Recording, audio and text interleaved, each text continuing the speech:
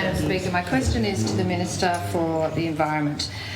Minister, a recent water monitoring study conducted by prominent scientist Christine Kokenauer has detected disturbingly high levels of fish waste in the Upper Derwent River catchment.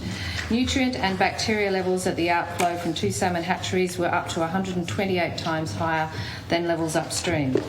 In 2014, Hobart's drinking water was plagued by an unpleasant taste and odour.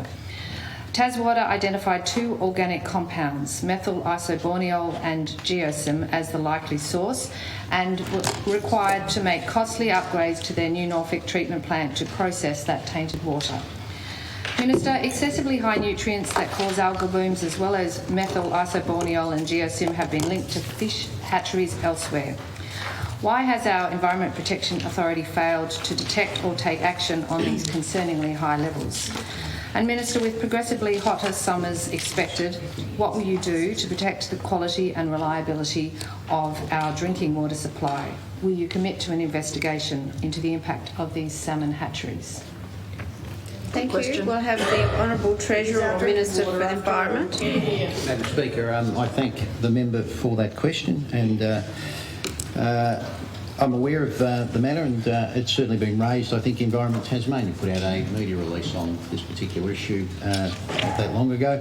Madam Speaker, I can inform the House that the independent EPA Director is obviously the regulator for these inland fish farms in this catchment, and it's the EPA's role to ensure they comply with environmental requirements. I understand as well that the 2 farms in question have been operating for decades, Madam Speaker. So these are not new. These are not new enterprises, Madam Speaker.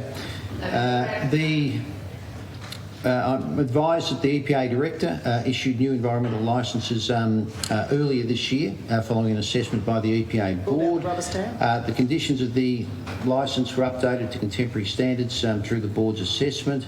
The conditions now include detailed requirements for monitoring of water quality and biological impacts in the downstream environment and the environmental performance of drum screens in relation to water quality treatment.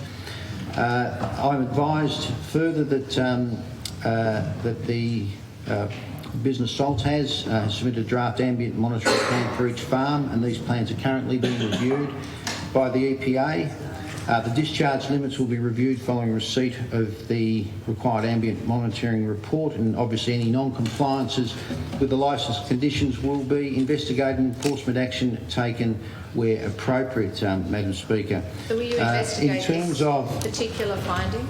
Order. Could you do that through the Chair, please? Look, I'd make the point very clearly that this is a matter for the independent EPA, Madam Speaker, and I would also make the point, Madam Speaker, that it took this government to take those steps to actually ensure that it was fully independent and not as it operated under the previous government.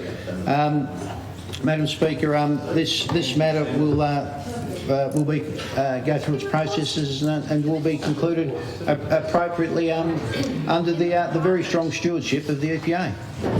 Thank you. Yes, I'll